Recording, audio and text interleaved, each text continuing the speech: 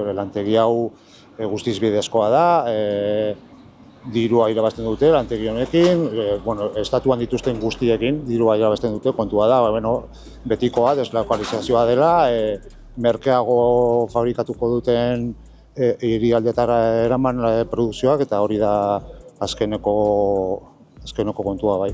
Ya no hay amigos en Balai. Ya no hay amigos en Balai. Ya no hay amigos en Balai. BCH no se queda. BCH no se queda.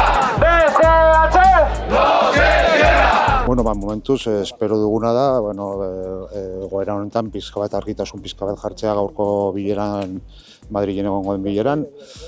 Eta animoak, gaizki eta haserre oraindik, ez jakin askorekin eta batera indartsu eta gure egoera gizarteratzen momentuz da egin dezakegun bakarra eta itxoiten Madrilen zer gertatuko den edo ez den jakin arte.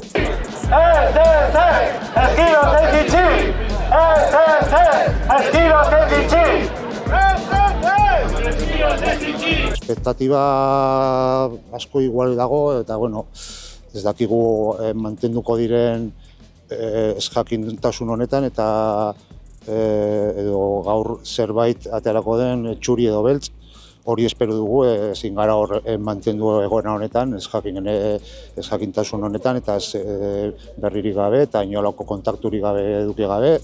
Eta espero dugu hori gaur gutxienez horrelako zerbait ateratzea Madriletik bai. Balai, escucha! ¡Vecinos de esta lucha! ¡Moñor, escucha!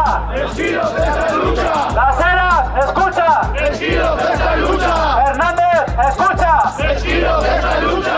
Ja eduki izan ditugu hiru lau kontaktu Navarroko gobernuarekin eta beregan utzi dugu gure konfiantza, gu representatuak sentitzen gara beren azalpenarekin eta hortan gabiltza gure helburua zen Alemaniar gerentziarekin negoziatzeko boterea zuen norbaitekin kontakturen bat ezatera eta hori lortu da eta momentuz uste genuen ez genuela asko aportatzerik eta berriak jaso besterik eta hortan gaude itxoiten.